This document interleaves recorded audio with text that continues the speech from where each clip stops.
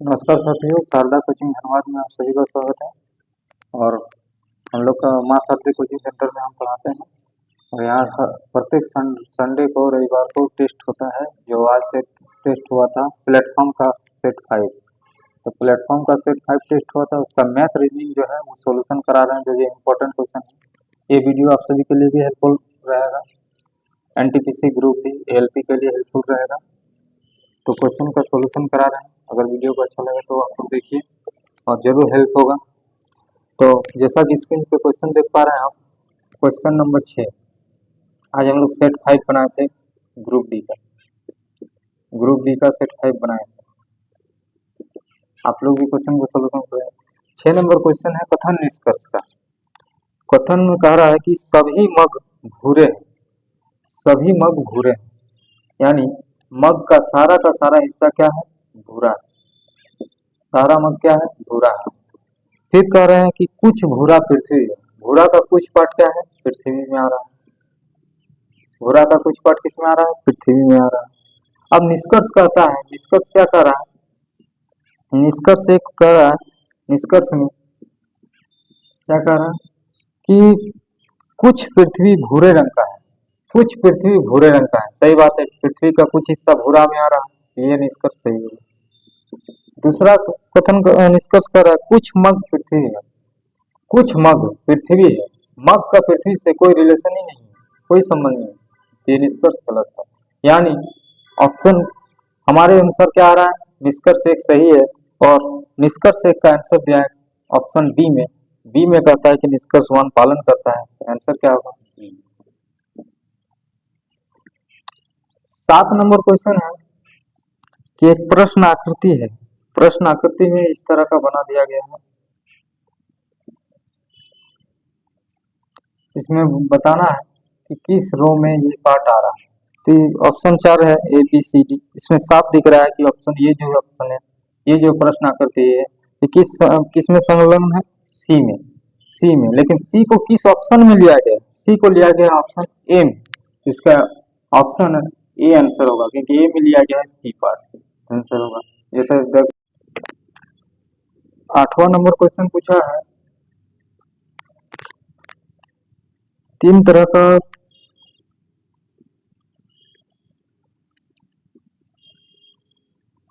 एक है फ्रेंच, एक भाषा है आपका स्पेनिश, और एक है आपका जापानी। ये सब भाषा दिया है, इसका संख्या दिया है 23, 20, 32। फिर क्या दिया है? 5, 4, 7, 9। इसमें प्रश्न पूछा है चित्र 1, कक्षा में 3 भाषा का अध्ययन करने वाले छात्रों की संख्या को ये दर्शा रहा है।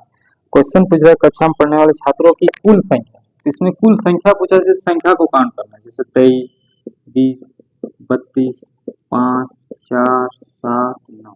ये सब कुछ जब हम लोग ऐड करेंगे तो आएगा एक सही आंसर। 9वां नंबर प्रश्न आपको स्क्रीन में दिखाई दे रहा होगा। इसमें बोल रहा है कि यदि ऊपरी क्रम के पहले आधे हिस्से को उल्टा कर दिया जाए तो दाएं से 18 पद के दाएं और 15 पद कौन सा होगा? ये पूछ रहा है प्रश्न में। तो जैसे क्वेश्चन में दिया है कि R $2A K5% T7 and Y plus XD।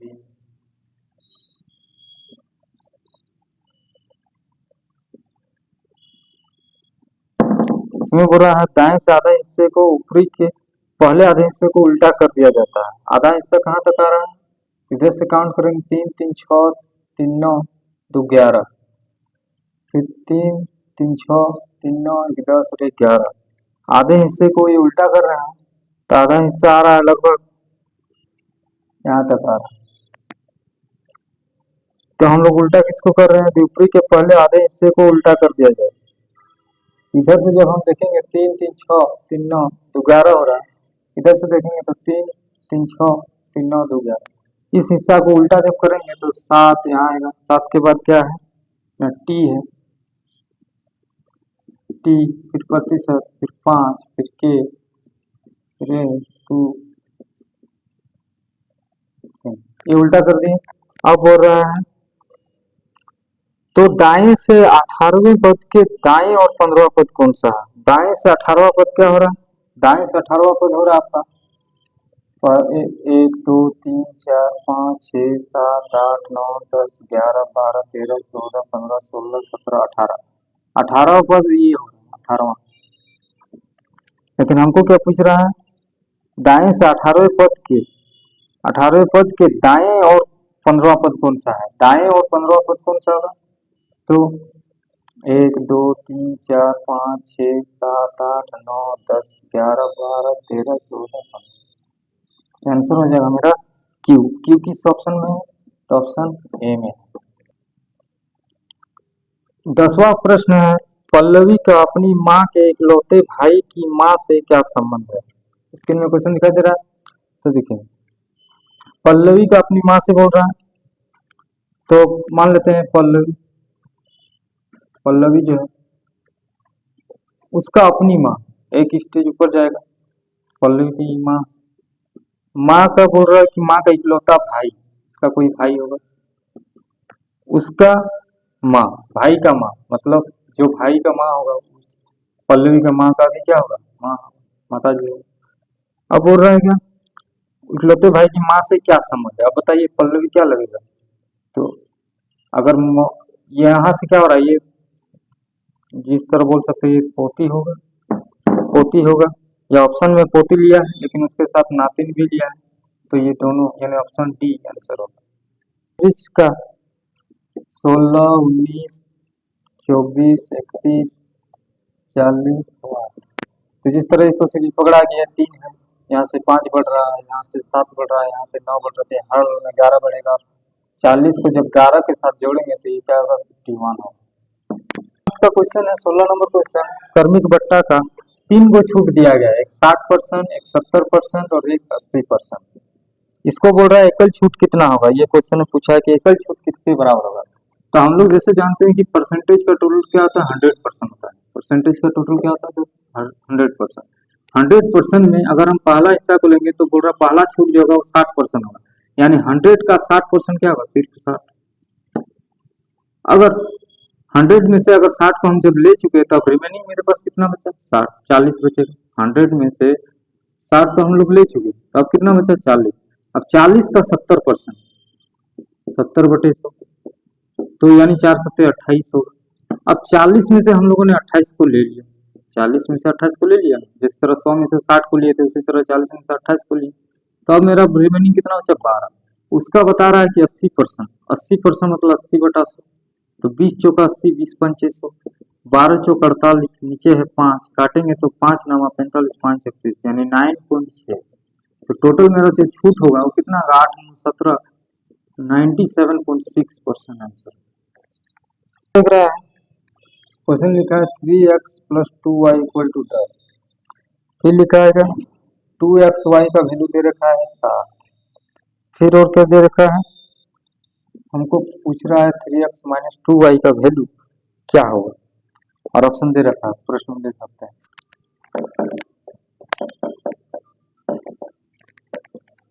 17 number question है, हमको पूछा गया है 3x - 2y का वैल्यू। तो एक रिलेशन होता है 3x - 2y इसका होल स्क्वायर बराबर होगा 3x + 2y इसका होल स्क्वायर -4xy के। क्योंकि जब रिलेशन को देखेंगे तो a - b का होल स्क्वायर बराबर होता है a + b का होल स्क्वायर -4ab के। तो ये फॉर्मूला हम लोगों ने यूज किया है। तो 3x - 2y का वैल्यू पूछा है, तो 3x + 2y का तो वैल्यू दे रखा है 10, तो 10 का स्क्वायर -4, xy का वैल्यू यहाँ पे ab का जो x का जो वैल्यू है पूरा 3x है और y का जो वैल्यू है पूरा 2y है, तो हम लोग x की जगह रखेंगे 3x और y की जगह वैल्यू रखेंगे 2y। अब हम 10 का स्क्वायर 100 -4 या 12 दूनी 24 xy हो गया। अब 100 - 24 xy का वैल्यू क्या दे रखा है? xy का वैल्यू 2xy का वैल्यू 7 है, तो xy का वैल्यू यहाँ से हम लिख सकते हैं 7/2, तो 7/2 हो गया। 2 से काट देंगे 12 12, तो 100 - 12 = 84 हो गया, तो बचा कितना? 16। अब यहाँ चूंकि स्क्वायर है तो 3x माइनस 2y इसका स्क्वायर बराबर अगर 16 है तो स्क्वायर हटने से तो उधर रूट बन जाएगा और रूट 16 का वैल्यू निकलेगा 4, तो 4 आंसर होगा। 18वां प्रश्न कि 30 छात्रों का एक कक्षा है, इसमें सभी छात्रों ने टेस्ट दिया, जिसमें से 12 छात्रों का जो औसत स्कोर है, 12 छात्रों का जो औसत स्कोर है वो कितना है, 62 है। तो हम लोग जानते हैं कुल का फॉर्मूला क्या होता है, औसत इंटू संख्या। तो 12 छात्रों का जो औसत स्कोर है वो 62 है, तो 12 गुना 62 यानी 12 गुना 24, 2 बचे, 12 छक 72 और 2 74, 744 हो रहा है। फिर कह रहा कि बाकी छात्रों का औसत स्कोर 60 है, बाकी छात्र यानी 30 टोटल छात्र है, जिसमें से 12 का स्कोर तो 62 है, तो बाकी छात्र कितना होगा, 18, उसका औसत स्कोर 60, तो 18 छक 108 होता है, यानी 1080 होता है। तो 1080 जो है वो क्या है, तो प्रश्न में पूछा गया कि सभी छात्रों का औसत स्कोर कितना है, तो इसमें 4 8 4 12 बचाए तो 18 से 24, हमको टोटल का पूछा गया औसत 30 से इसको डिवाइड कर, 3 का पढ़ा नहीं कट रहा, 3 छक 18, 2 संख्या लेने पे 0 दिया जाता है, 3 8 24, चूंकि एक 0 है एक संख्या पॉइंट बैठेगा तो 60.8। दो शहर है पी और क्यू, दो शहर एक पी है और एक क्या है, क्यू है, इनके बीच का डिस्टेंस है 275 किलोमीटर, कितना किलोमीटर, 275 किलोमीटर। अब और एक मोटरसाइकिल सवार क्या कर रहा है कि 25 किलोमीटर प्रति घंटा की चाल से वह 10 बजे, सुबह 10 बजे का वह कितना का रफ्तार से स्पीड दिया है, इसका जो स्पीड है वो 25 किलोमीटर प्रति घंटा है। इतना स्पीड से वो पी से क्यू की ओर जा रहा है, पी से क्यू की दिशा में जा रहा है। और एक अन्य सवार क्या कर रहा है, क्यू से पी की ओर, क्यू से पी की ओर आ रहा है, वो इस डायरेक्शन में आ रहा है और दोपहर 12 बजे से वो चलना शुरू कर रहा है। उनका जो टाइम है दोपहर 12 बजे से और उनका स्पीड है 20 किलोमीटर प्रति घंटा। तो हमको प्रश्न में बताना हुआ किस समय एक दूसरे को पार करें, किस समय एक दूसरे को पार करें। तो सबसे पहले जब तक क्यू चलना स्टार्ट करेगा, जब तक क्यू चलना स्टार्ट करेगा, प्रश्न के अनुसार जब तक क्यू चलना स्टार्ट करेगा, जैसे क्यू चलना स्टार्ट करेगा के बजे, 12 बजे, और पी स्टार्ट कर चुका है 10 बजे, तो जब तक क्यू स्टार्ट करेगा चलना तब तक तो ये 2 घंटा चल चुका होगा, 2 घंटा पी चल चुका होगा, यानी 25 का स्पीड से अगर वो 2 घंटा चलेंगे तो 25 दूना 50, 50 किलोमीटर उन्होंने यात्रा कर लिया, किसने, पी ने यात्रा कर ली। एक जो मोटरसाइकिल सवार जो 50 किलोमीटर की यात्रा होती है, तो 275 में से अगर 50 किलोमीटर उन्होंने यात्रा कर लिया तो बाकी जो दूरी बचा वो कितना होगा, 275 माइनस 50, यानी 225 किलोमीटर का भी दूरी तय करना। अब चूंकि दोनों का डायरेक्शन अलग अलग है, इनका ऑपोजिट डायरेक्शन में इस दिशा में क्यों इस दिशा में, तो ऑपोजिट डायरेक्शन में रिलेटिव स्पीड क्या होता है, जुटते हैं, रिलेटिव स्पीड को जोड़ा जाता है। तो जैसे 25 और 20 तो कितना हो गया, 45 किलोमीटर पर घंटा। लेकिन हमको पूछ रहा है कितने समय में वो एक दूसरे को पार करेंगे, तो टाइम का फॉर्मूला होता है डिस्टेंस बाय स्पीड। तो डिस्टेंस मेरा है 225 और स्पीड है 45, 45 का पारण 225 5 बार, यानी 5 घंटा का जो समय है, यानी 5 घंटे बाद वो क्या मिलेंगे। अभी 12 बज रहे हैं तो 12 के बाद 5 घंटे जोड़ेंगे तो वो 5 बजे एक दूसरे को क्रॉस करेंगे। तो प्रश्न है कि राम नारायण के वेतन में 3.1/8% की कमी की गई, फिर कम किए गए वेतन में 7.2/5% की वृद्धि की गई, तो उसका नया वेतन उसके मूल वेतन की तुलना में कितने प्रतिशत अधिक है या कम, प्रश्न पूछ रहा। तो पहले क्या हो रहा है, कमी हो रहा है 3.1/8%। तो जब हम लोग इसको कन्वर्ट करेंगे तो बेस वैल्यू तो नीचे 8 है, 8 या 24 एक 25, क्योंकि परसेंट है तो नीचे 100 होगा, तो 25 से कम 25, 25 चौका 100, यानी 1/32।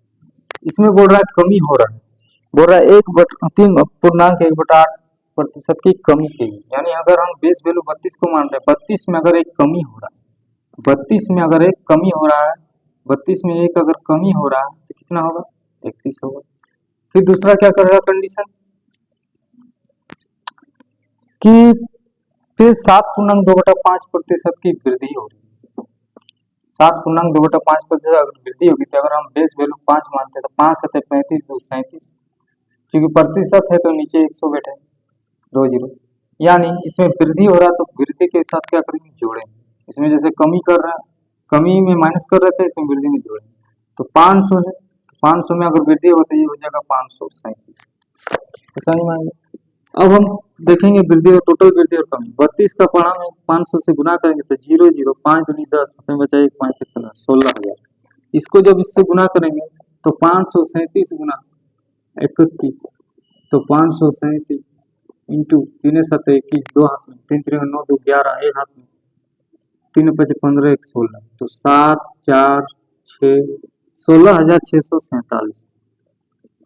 16,647 मेरे हिसाब से क्या हो रहा है, वृद्धि हो रहा है। कितने 647 का, 647 का जो वृद्धि हो रहा है कितना में से 16,000 में से, क्योंकि परसेंट पूछा है तो इंटू 100 करना होगा।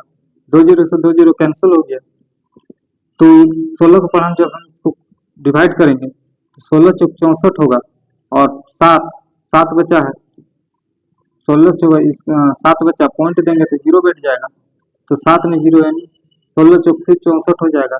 1 0 है, 2 डिजिट ले हैं तो 04, यहाँ 0 है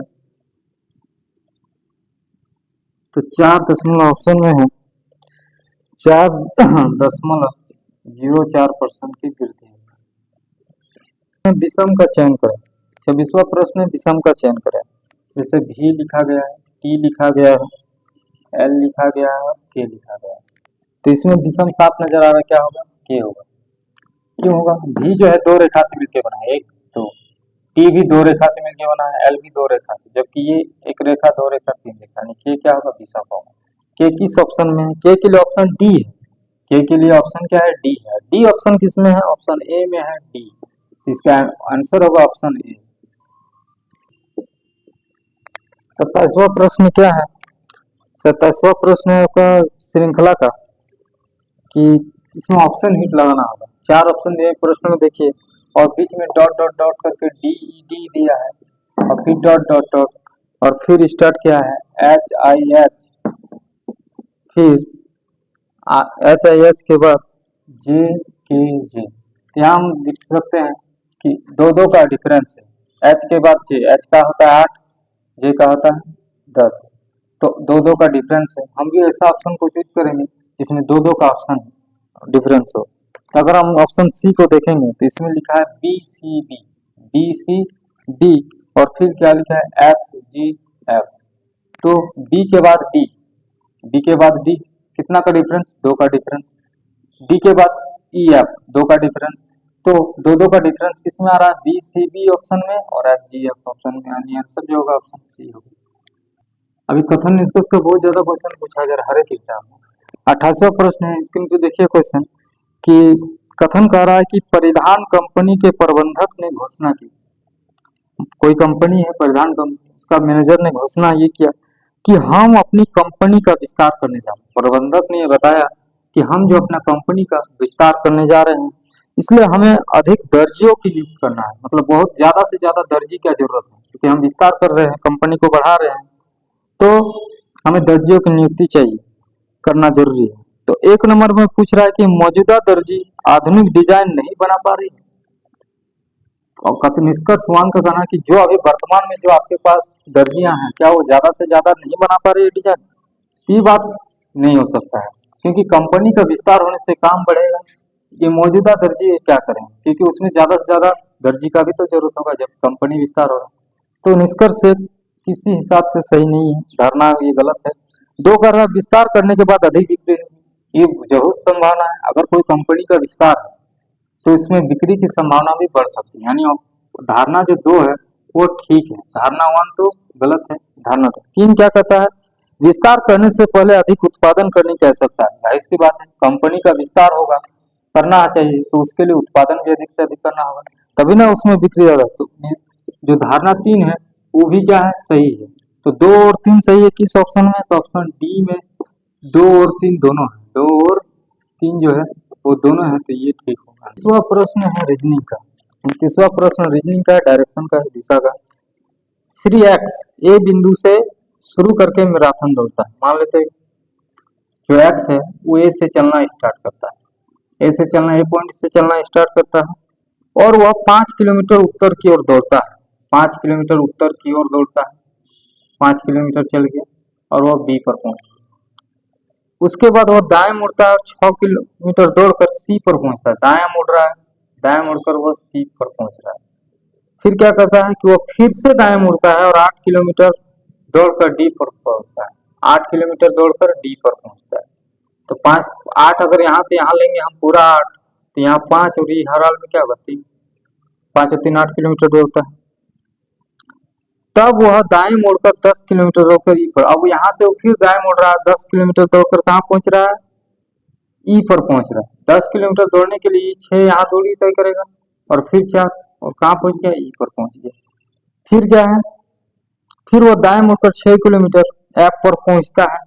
अब दाएं मुड़कर 6 किलोमीटर वो कहाँ पहुंच गया, एफ पर पहुंच गया 6 किलोमीटर दौड़कर। फिर क्या बोल रहा है, फिर से दाएं 1 किलोमीटर दौड़कर वो जी पर पहुंचा। दाएं मुड़कर वो 1 किलोमीटर कहाँ पहुंच गया, जी पर पहुंच गया।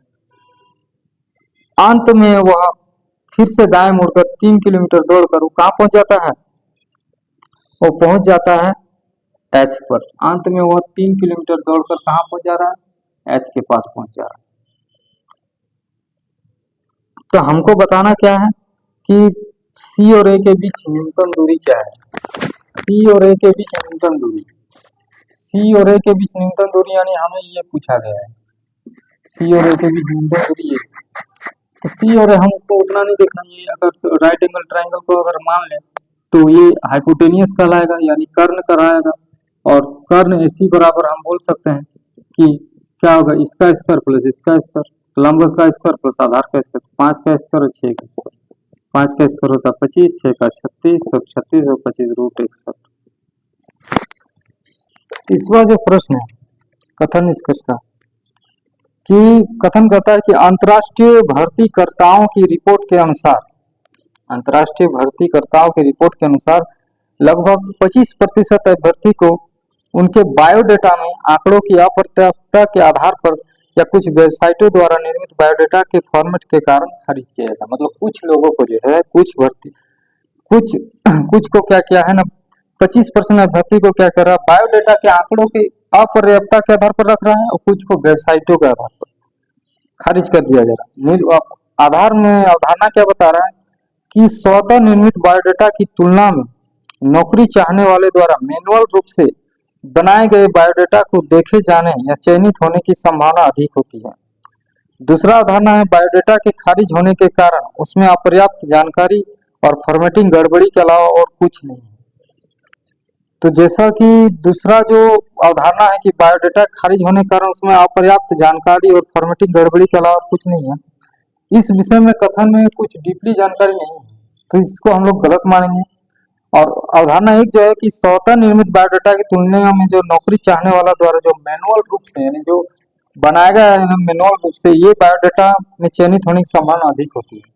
तो ये अवधारणा थोड़ा सा रिलेट कर रहा है, तो हम लोग संभावना के अनुसार देखेंगे तो धारणा एक सही है और धारणा एक ऑप्शन डी में है, तो ऑप्शन डी होगा।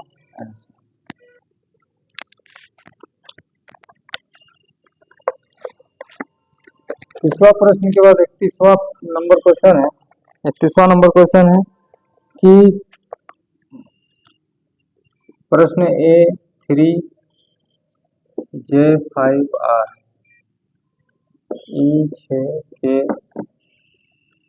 E6K6S, फिर क्या है I9L7T O12TU, फिर क्या है वाट A18। तो सबसे पहले इसको पहचानने का तरीका क्या है, तो पहला तो वॉयल से स्टार्ट हो रहा है कि ए है, ई है, आई है, ओ है, तो ई क्या होगा हर हाल में यू से स्टार्ट होगा, यहाँ यू से स्टार्ट होगा हर हाल में, ये कहाँ से स्टार्ट होगा, यू से स्टार्ट होगा। फिर क्या है 3 है, 6 है, 9 है, 12 है, तो क्या होगा 15 होगा, यू के बाद क्या आ जाएगा 15। फिर जे के एल एम है, तो यहाँ क्या होगा एन। फिर 5 6 7 8, ये क्या होगा आर एस टी यू, यहाँ क्या होगा इस ऑप्शन में, तो ये ऑप्शन नंबर ए है। यह ट्रिग्नोमेट्री का क्वेश्चन है, 37वां नंबर क्वेश्चन। क्वेश्चन दिया है sine x plus cos x, इसका वैल्यू दे रखा है √2 साइन एक्स, लेकिन हमको पूछा है sine x minus cos x का वैल्यू, ये पूछा है।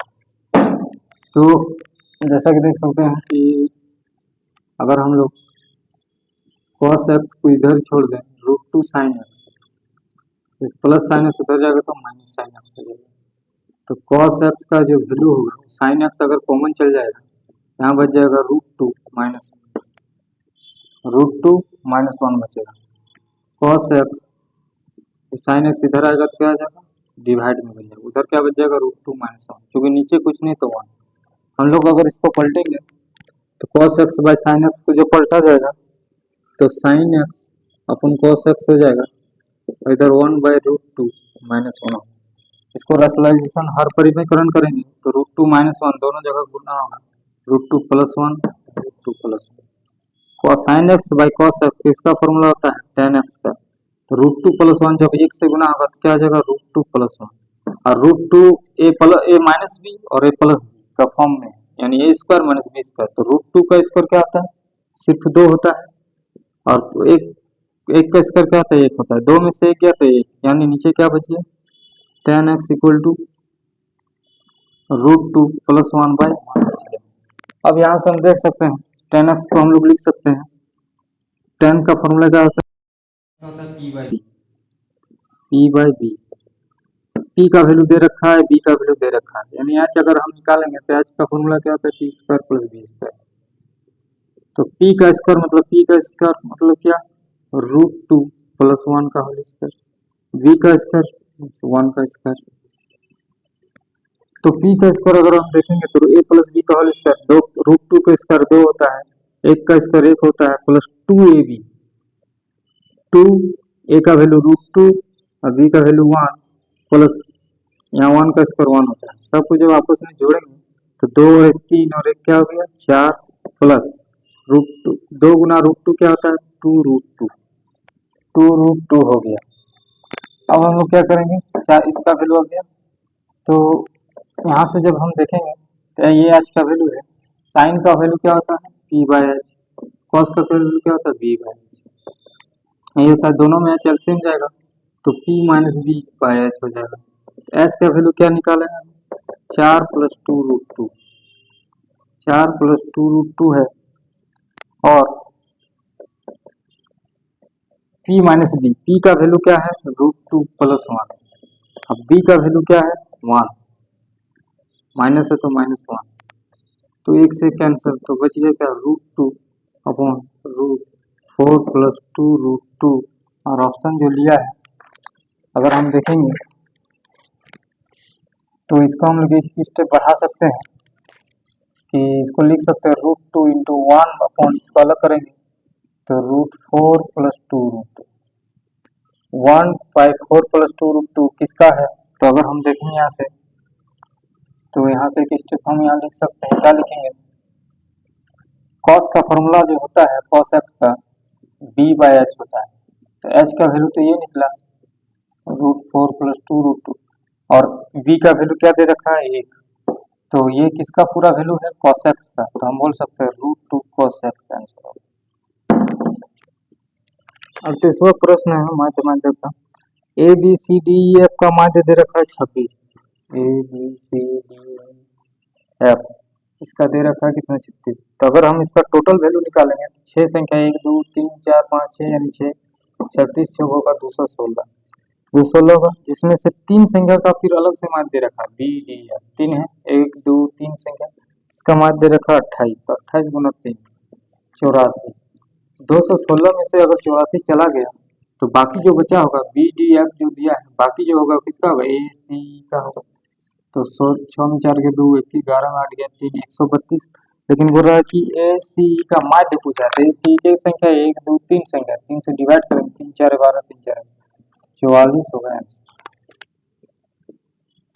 39वां प्रश्न है, रेट दे रखा है 11%, रेट कितना दे रखा है 11%, और ब्याज की दर से एक निश्चित धनराशि पर चक्रवृद्धि ब्याज जो दे रखा है सीआई दे रखा है कितना 4642, और इसी दर पर पूछ रहा है साधारण ब्याज ऐसा ही पूछ रहा है। तो सीआई दे रखा है तो हम बोल सकते हैं, क्या बोल सकते हैं कि 2 वर्ष के लिए सीआई जो होगा 11% के हिसाब से अगर 2 साल का निकालेंगे तो क्या होता है 11 + 11 + 11 × 11/100 2 साल का, इधर हो गया 22, इधर निकाल के दिखाएंगे तो 121/100 पॉइंट देंगे तो 2 कितना होगा 1.21, इसको बोल सकते हैं 23.21। मेरे हिसाब से जो सीआई का रेट आ रहा है 23.21। क्वेश्चन में कितना दे रखा है 4642, लेकिन हमको प्रश्न में पूछा क्या है, प्रश्न में ये पूछा है कि 2 साल का साधारण ब्याज क्या होगा, तो 2 साल का साधारण ब्याज क्या होगा 11 × 2 यानी 22%। तो 22% का अगर वैल्यू निकालेंगे तो सॉल्व कर देंगे तो आंसर आ जाना चाहिए। पॉइंट हटाएंगे तो 2 जगह बढ़ेंगे, इधर ये पूरा का पूरा 2 बार में चल जाएगा तो 2200 × 2 4400। ये हम लोगों ने 11 प्लस सक्सेसिव ऑर्डर से 2 साल का क्या निकाल लिए, 2 साल का निकाल लिए सीआई निकाले थे, इजीली बन जाएगा। तो प्रश्न है कि 2 धनात्मक संख्या के वर्गों का योग दे रखा है 2437 और एक संख्या का वर्गमूल 7 है, दूसरी संख्या कैसे है। मान लेते कोई संख्या है, मान लेते दूसरी संख्या क्या है, मान लेते पहली संख्या को माना है x और दूसरा को क्या मान लिया y। तो वर्गमूल, एक संख्या का वर्गमूल दे रखा है, वर्गमूल दे रखा है 7, तो इसको जब रूट हटेगा तो उधर जाके स्क्वायर बन जाएगा, संख्या क्या आ जाएगा 49 हो जाएगा, 49 हो जाएगा। हमको पूछ रहा है, क्या पूछ रहा है बताना है, तो दूसरी संख्या बताइए।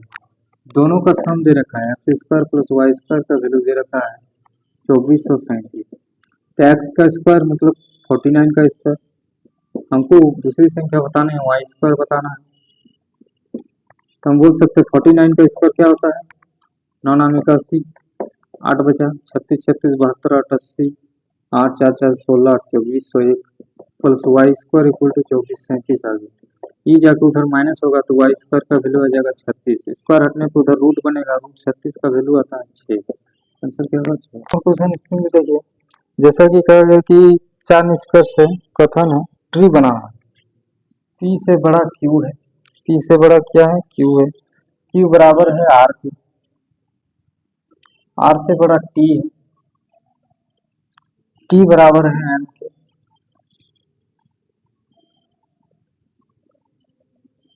J से बड़ा N है और N से बड़ा P है, यानी P बड़ा है किससे N से और N बड़ा है किससे J से। पहले ट्री बना लिए।